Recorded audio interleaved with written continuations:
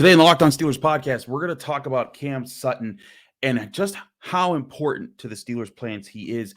I think people are underestimating a few things. We're going to talk about, one, his value in free agency, what it's going to cost to keep him if the Steelers really want to, and what tier of cornerback he fits into. That was a question submitted by one of our listeners, and we're going to answer a bunch of your questions. It's a special mailbag episode of the Locked On Steelers podcast. I'm your host, Chris Carter. Let's get into it.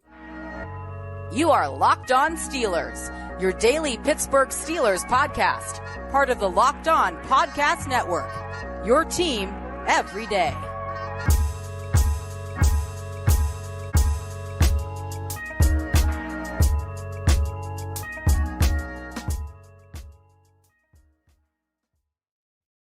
Hello and welcome to the Locked On Steelers podcast. I'm your host, Chris Carter, bringing you your daily dose of all things of the Pittsburgh Steelers. As always, you can find this show on your favorite podcast app, but especially on YouTube. Like this video if you saw it on YouTube. Subscribe to this channel to get all of our daily content Monday through Friday, where we are releasing new episodes as well as our bonus content. We thank you for making the Locked On Steelers podcast your first listen every day. Today's episode is brought to you by LinkedIn Jobs. LinkedIn Jobs helps you find the candidates that you want to talk to faster. Post your job for free at linkedin.com/LockedOnNFL.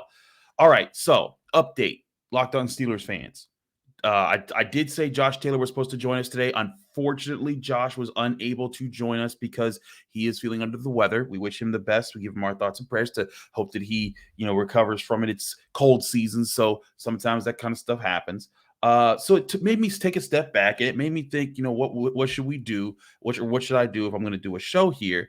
And I thought it's about time we crack back open the mailbag. Now, for those who might be new to the show, we on the offseason, we do a thing. We have the mailbag where you can call into the show at 412-223-6644. And if you call that number, you'll reach a voicemail, which you can leave a voicemail. Keep it under a minute, please. And then in doing so, leave your name, where you're from, and then we'll be able to take your call on the show, answer it, put it out there, and then we can get a good topic going just as far as answering questions. So we have been looking at there's been quite a few calls. We weren't able to talk about a lot of these calls during the season because there's just too many things to focus on. If I took time to answer too many calls, that would just take forever. But we're going to try to do it more. I've said we try to do it more earlier leading up to this week, and I thought this was a perfect opportunity to now revisit that opportunity.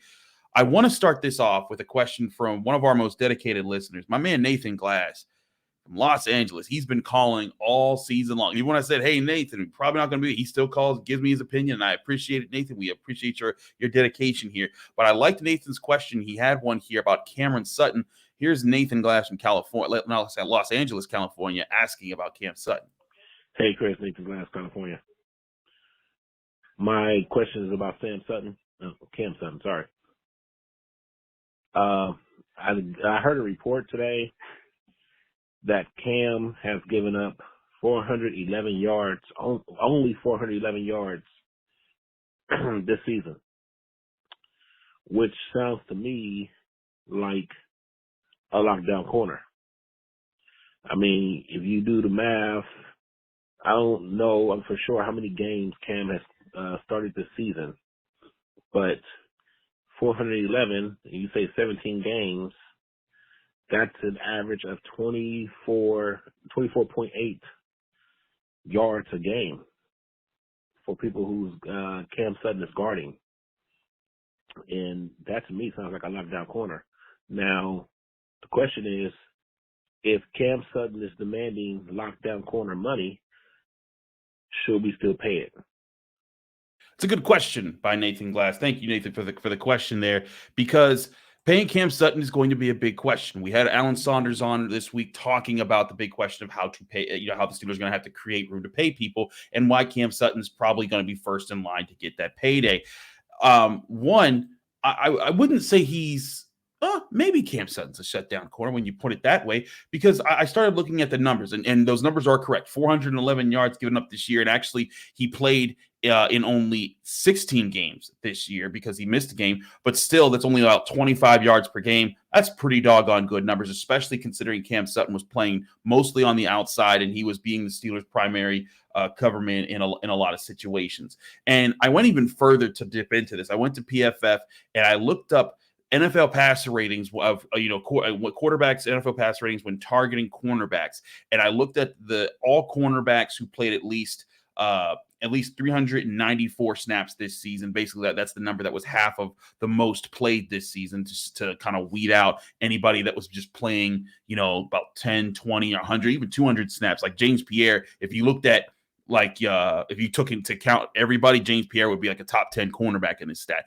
But when you chop it down to that 50%, you come down to about 71 cornerbacks in the NFL of guys who consistently were playing in pass coverage snaps and being on the field, being a cover cornerback. So that's what we wanted to look at. Cam Sutton's passer rating that he allowed was 69.6. That's fifth best in the NFL. The only guys ahead of him were James Bradbury of the Eagles, J.C. Horn, Sauce Gardner, Jaire Alexander. Right behind him was Tariq Woolen and Marlon Humphrey. And then get this, Marlon Humphrey seventh. Guess who's eighth? Levi Wallace. Levi Wallace allowed only a 74.6 passer rating when he was targeted this season. Those are pretty doggone good numbers. And again, why I think that there's some hope in this secondary. And again, why I think that if you keep Cam Sutton, you're giving yourself at least the veteran who can lead that position, and you can keep Levi Wallace. And then maybe if you add a corner in the draft, you could have a very good cornerback room.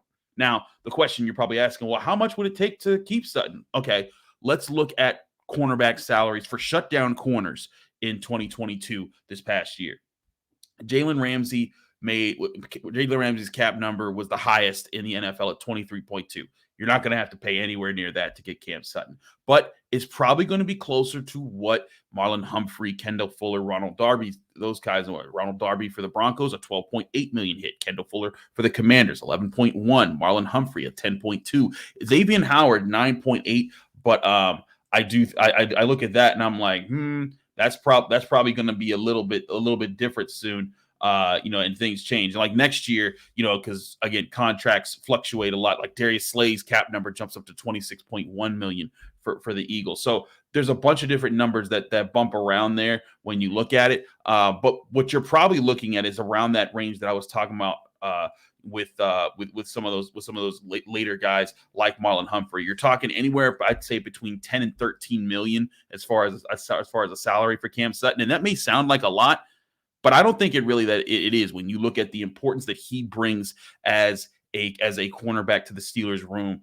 It is a lot, but I think that he brings the value. We talked about guys who might not bring as much value, like Chukwuma Okorafor. Was he worth $13 million this year in a cap hit? I find it hard to say that he's worth, because that's a player where you want to see that kind of top production like you saw from Cam Sutton this past year. So that being said, I think the Steelers, this kind of shows the Steelers should have priorities to make sure that he's still in line with the team this upcoming season. And again, you're probably only, you look at Cam Sutton, you look at his age. He's about to turn 28 years old. He's about to enter his prime. You can sign him to a 3-year deal that keeps him around until he's 31 years old. And then at least if you draft a cornerback this year, he's the guy that mentors that cornerback. And then at 31 years old, Cam Sutton's the kind of guy, like, he doesn't have super speed. He's a guy that relies on his technique, on placing, a lot like Joe Hayden. He could play even when he's older. So I'd say I'd keep Cameron Sutton. He's a guy they drafted, a guy who's been part of this locker room and gets this locker room. I think he's a leader that you absolutely do have to keep around. So great question, Nathan Glass. But like I said, we got lots of questions from you guys. We're going to get through as many of them as we can right here on the Locked On Steelers podcast. So stay tuned to see if your question got answered. And don't forget, if you ever want to call in, it's 412-223-6644. You can call that number, leave a voicemail, and we'll try to get you on the show. We'll get to more of your calls in just a minute here on the Locked On Steelers podcast. But first, we got to talk to you guys about our great sponsors at LinkedIn. As I said before, at LinkedIn, it's a great place that if you want to go, if you're looking to hire somebody, this is the place you want to go to, because most likely if you're looking for a job, you've been looking at LinkedIn. So here's what you want to do. If you're a small employer and you're looking for someone to hire in your office or your business, you go to LinkedIn Jobs, you create a free job post in minutes, and that'll help you reach out to your network and beyond to the world's largest professional network of over 810 million people. Then all you have to do after that is add your job and the purple hashtag hiring frame to your LinkedIn profile, and that'll spread the word that you're hiring so your network can help you find the right people to hire. Simple tools like screening questions make it easy to focus on candidates with just the right skills and experience so you can quickly prioritize who you'd like to interview and hire. It's why small businesses rate LinkedIn Jobs #1 in delivering quality hires versus leading competitors. LinkedIn Jobs helps you find the candidates you want to talk to faster. Did you know every week nearly 40 million job seekers visit LinkedIn? Post your job for free at linkedin.com/LockedOnNFL. That's linkedin.com/LockedOnNFL to post your job for free. Terms and conditions apply.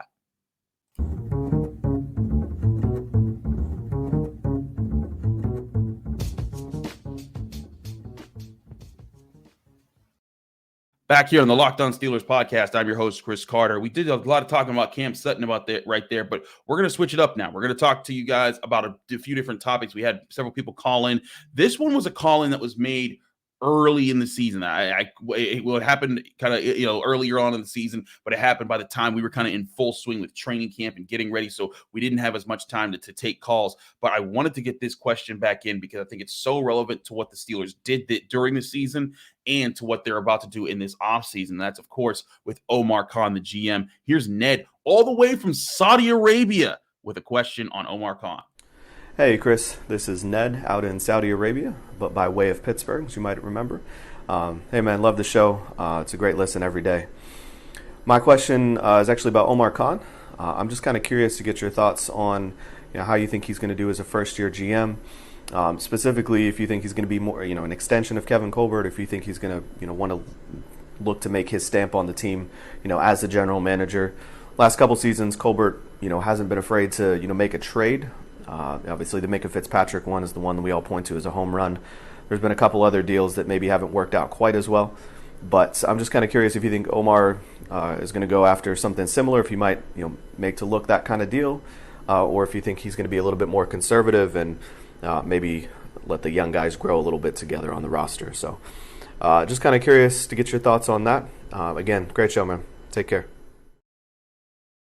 First of all, y'all didn't understand when Ned said, as you might remember, Ned's playing that down. I'm not going to put his full government name out there, nothing like that, but Ned's the homie. Ned and I go back. We went to the Jewish Community Center after school daycare when we was little kids. Then we went to Rogers Kappa Middle School together, played in the band. The man played French horn. I played trumpet. And then we went to Alderdice and played in the band. Then we was hanging out for a long time. Ned's a homie. I miss that guy. I love seeing him around. I love hearing his voice. And I think I sent Ned an email when I saw that I missed his voicemail, because by the time I stopped checking the voicemail, because I was so locked in with training camp and covering Pitt for the Post-Gazette. So, Ned, I do apologize for not getting your question earlier, but Ned is a good man and a great friend from my childhood. I hope that he's doing well. I see his lovely family on Facebook when he posts about it. But anyway, let's get to Ned's question about Omar Khan.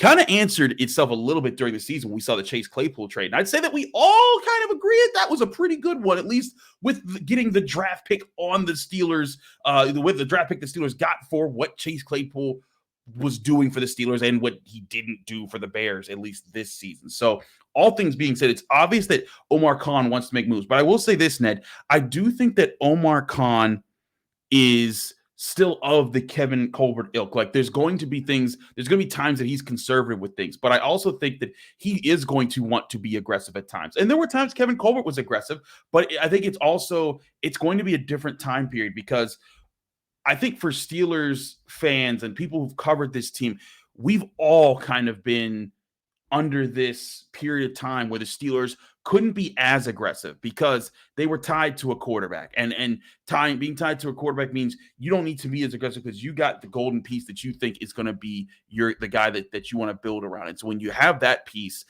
that is yours, you want to protect him financially, everything else, it limits how you can be aggressive in other ways when you have that guy. And then you also have guys that you're actually building and developing. I know that people get on the Steelers draft picks and there are misses, but there's misses everywhere. But the bottom line is there were plenty of hits like Marquise Pouncey, David DeCastro, Antonio Brown, Le'Veon Bell, guys that had to get paid over the years. Cam Hayward, you're looking at guys on the roster now. And then even now, TJ Watt, Minka Fitzpatrick, guys, we're talking about Cam Sutton, a third-round draft pick from the 2017 draft class.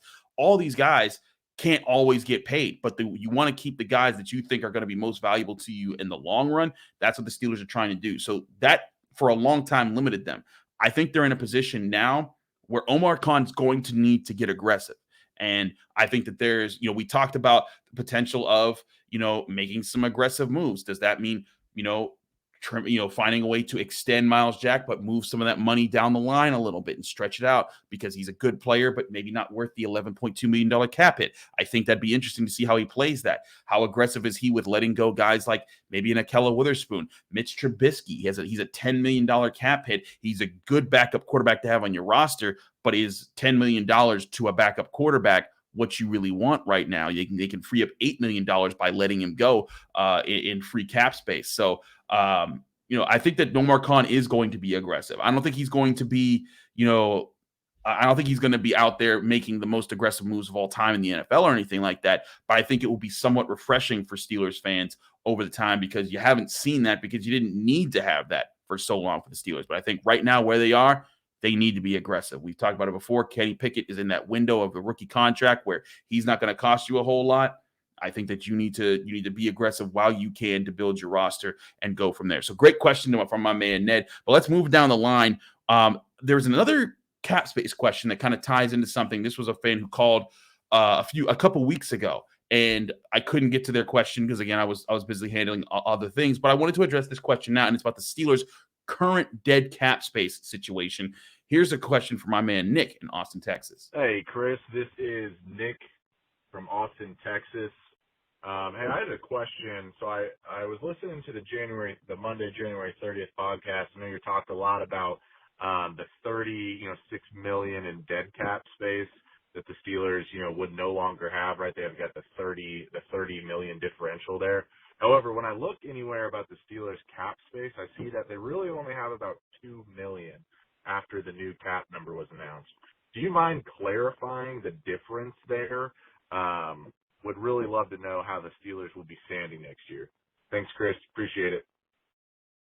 Not a problem there. Thank you, Nick, for your question. Now, I want to clarify. When I was talking about the $36 million in dead cap space that the Steelers had, I was talking about the 2022 number of their dead cap space. Because when you look at what they were doing, and my point in bringing that up was when I was talking about how limited the Steelers were to handle injuries to top-paying players. When TJ Watt was out, that man's salary cap number was, I believe, 24 million-ish, for the Steelers as far as how much he, took a bite out of their salary cap.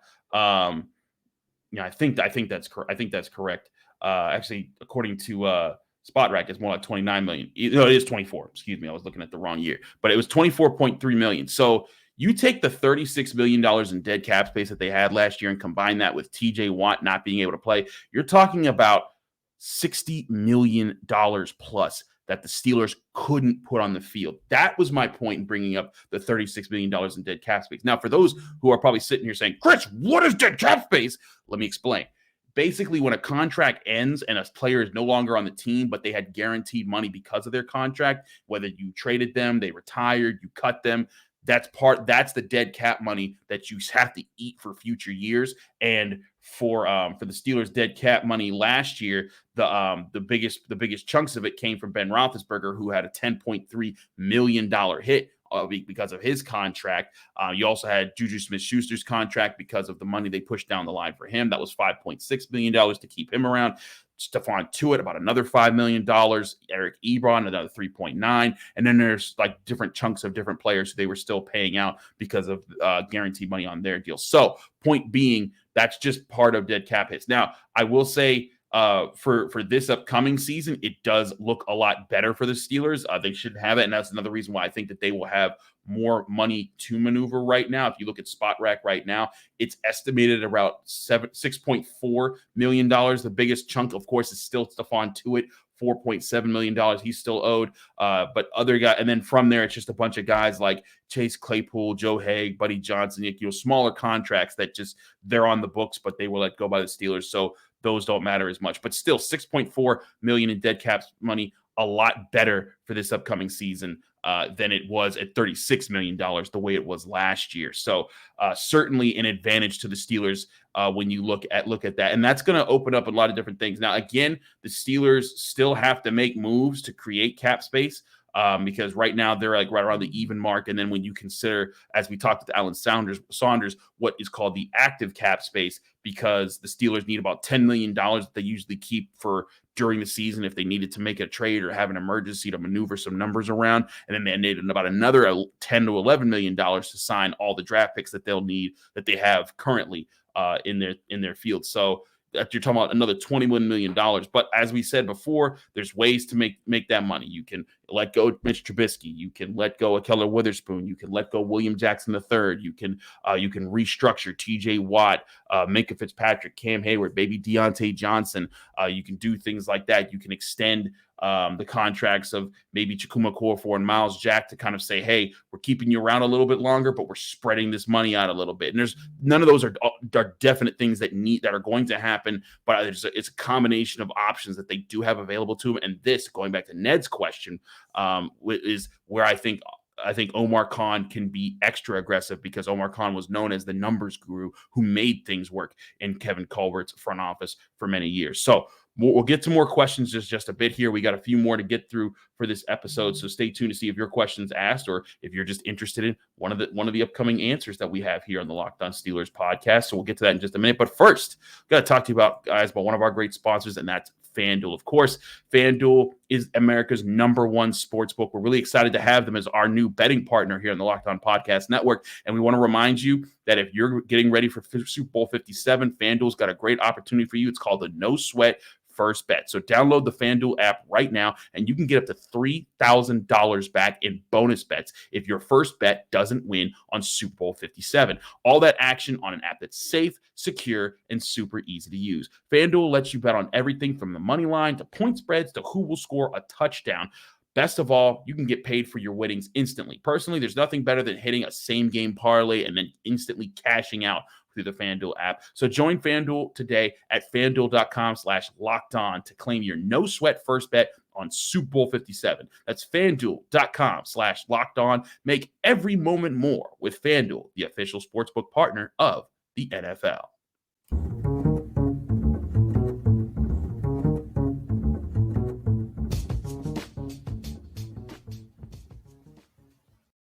Back here on the Locked On Steelers podcast, I'm your host, Chris Carter. We're continuing to go through our mailbag episode here today for the Thursday edition of the show. Just a reminder, tomorrow's episode is the Friday episode of the Locked On Steelers podcast. It is with Jenna Harner. It is pre-recorded, so if there are things that we say that feel outdated to you, please understand we recorded that show on Tuesday, because by the time you're hearing this episode, I'm probably traveling for my vacation. So I'm taking vacation, and I'm going to try to do a post-Super Bowl show for Monday that'll be recorded during the day. So please be mindful that my Super Bowl reaction probably won't be out midnight or right after the game. It'll probably be out sometime Monday during the day. And then I get back into Pittsburgh Tuesday night. So my Tuesday episode might also be a little bit late. But hey, we're these are things we deal with. But I wanted to make sure that you guys had some great content leading up to the Super Bowl. But let's get into some more of these questions here from the mailbag.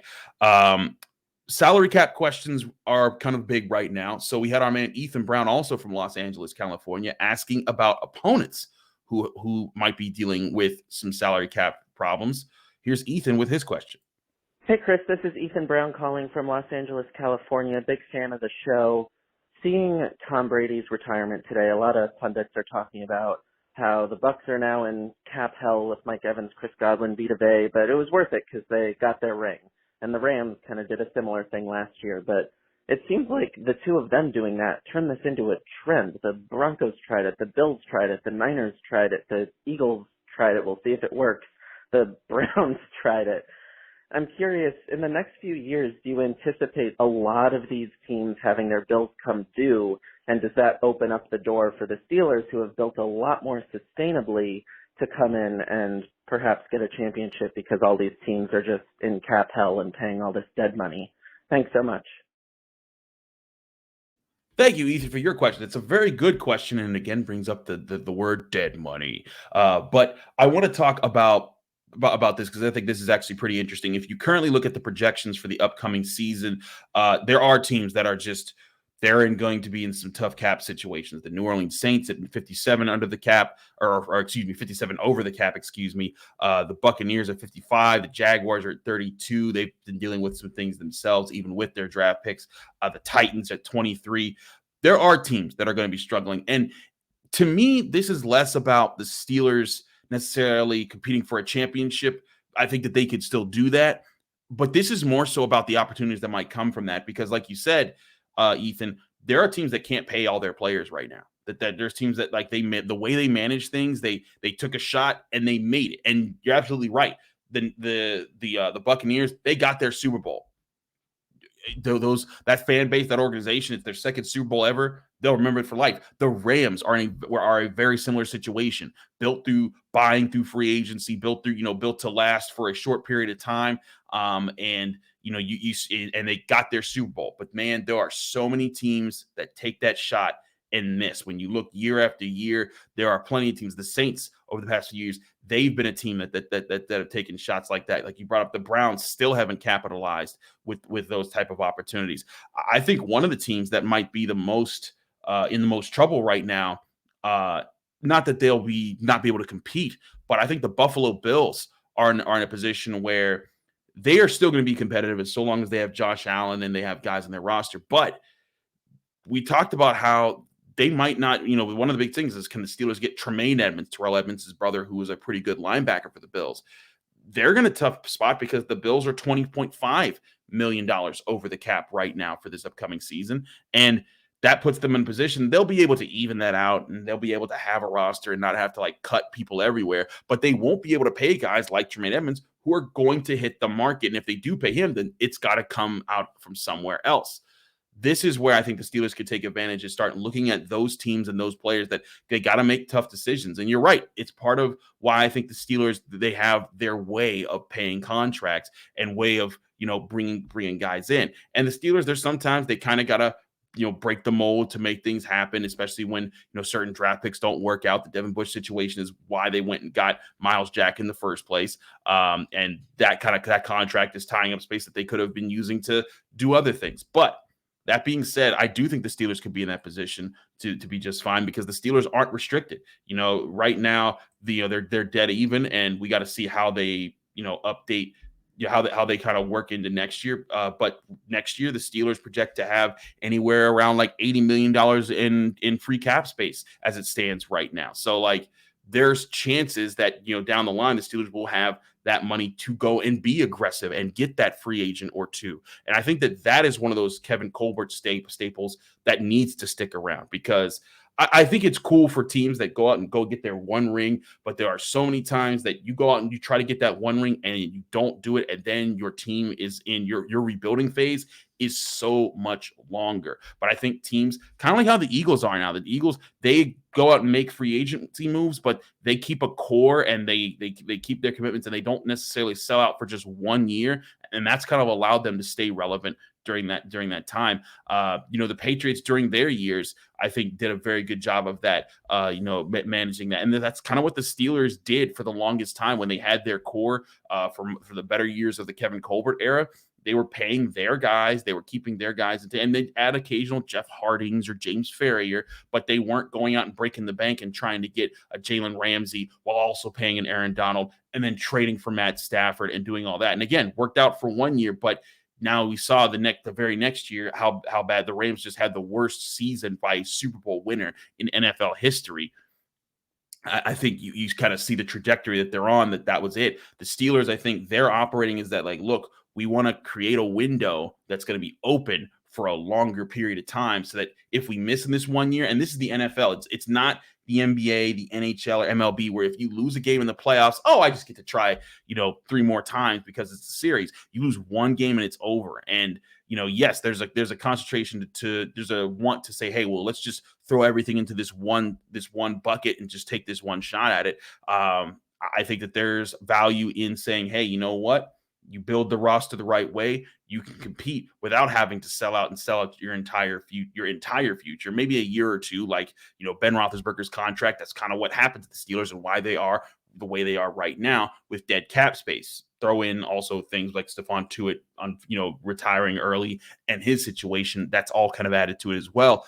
But you look at the Steelers right now, we're talking about they made the playoffs the last 2 years. They missed the playoff this year, and now they're going to be in a situation next year where I think a lot of people are going to be saying they're going to be one of the teams that you could be looking for in the playoffs this year if they make a couple steps forward. So that being said, the Steelers are in a good position, but they have to take advantage of it. These draft picks got to make these draft picks count. Omar Khan has to make some aggressive moves, and he has to be able to find ways, my opinion, to kind of create some more cap space, to bring in guys that don't kill the cap long term, but do keep this team being competitive and take some steps forward. We're going to take one more question here. We have other people who ask questions, and we're going to get to those questions eventually on the show, so do stay tuned with that. But we're going to take one more question here. This one comes from James, our man in Pennsylvania, who's asking a draft question about the offensive line. Here's James.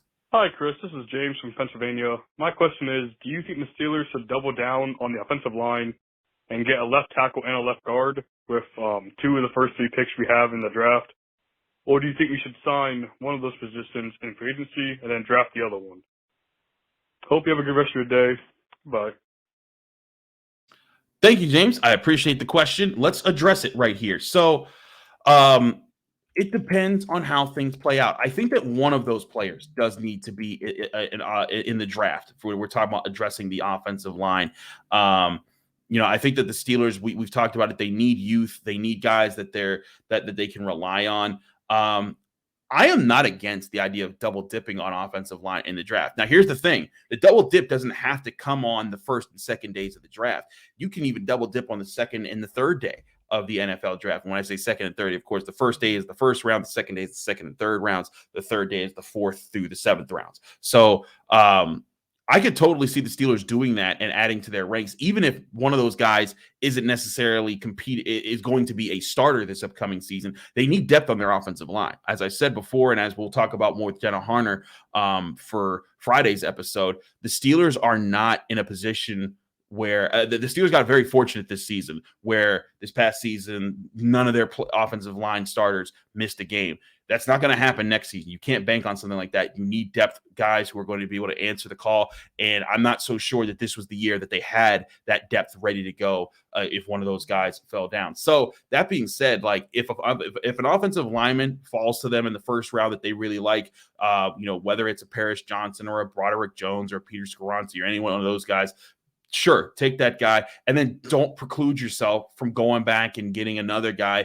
Say they want to double up, they get Osiris Torrance, with that 32nd pick or that 49th overall pick. Sure, but then you could also wait until later to start looking at guys that down the line, like Jared Patterson, the center, who was doing really good in the Senior Bowl. Cody Mauch, I think that's another guy that people are going to have their eyes on. It just depends on how guys fall, but at the same time, I think that offensive line, if you wanted to bring another veteran in, I think that'd be fine. But I think that where they're at now, they spent their money last year to get Mason Cole, James Daniels, and keep Chukwuma Okorafor around.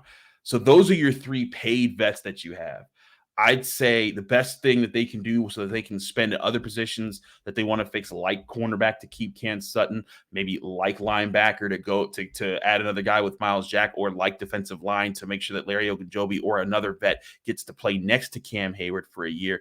I think that this is the position where you could double dip in the NFL draft, get a guy in the first 2 days of the draft who's going to help you either at guard or at tackle, and then have that player challenge Kevin Dotson or Chukwuma Okorafor or Dan Moore Jr., one of those guys for their starting spots.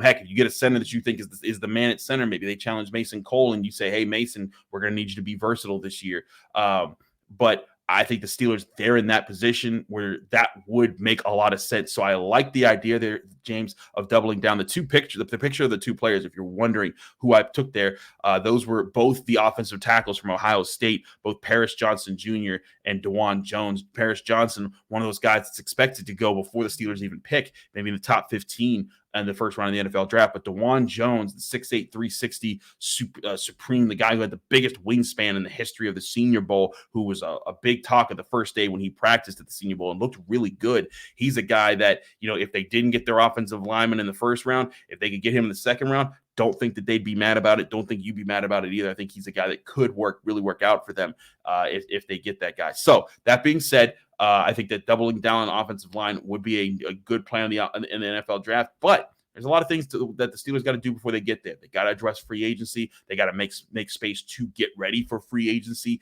And, maybe the Steelers make trades in the NFL draft. Lots of that kind of talk coming up. We'll get to all of that very soon. Thank you so much for checking out the Locked On Steelers podcast. Remember, we do have a pre-recorded episode for Friday coming out. So if you're listening to this or watching this on Thursday, we will have a Friday episode. The Monday episode will be out late because I will be on vacation and it'll be tougher for me to record on the go and make something happen. I'm going to do my best to make that happen. Get you my thoughts on the Super Bowl, however that played out, and start and get to talk about just other Steelers topics that might have come up over the weekend, and maybe even address some more of these calls that we got here from our listeners. Thanks again for checking out the Locked On Steelers podcast. I'm your host, Chris Carter. Follow me on Twitter and Instagram at Carter Critiques. Read my work on all things Pitt athletics at the Pittsburgh Post-Gazette or post-gazette.com. Pitt basketball looking pretty good right now. You want to check out all our work with my partner Noah Hiles. We have it all laid out there for you. And you can check out this show, the Locked On Steelers podcast, on Apple, Spotify, Google Podcasts, Odyssey, and YouTube. If you're enjoying this video on YouTube, please like the video, subscribe to this channel. You'll get all of our daily episodes as well as our bonus content. And if you want to help out the show even further, go on Apple Podcasts, rate us 5 stars with a positive comment. Do both at the same time, and you get a shout out at the end of the show. Thanks again, everybody. We'll be back Friday with Jenna Harner right here on the Locked On Steelers podcast, where we talk a little bit of Steelers and talk about that Super Bowl, getting you ready for the big game. And then I'll see you next week.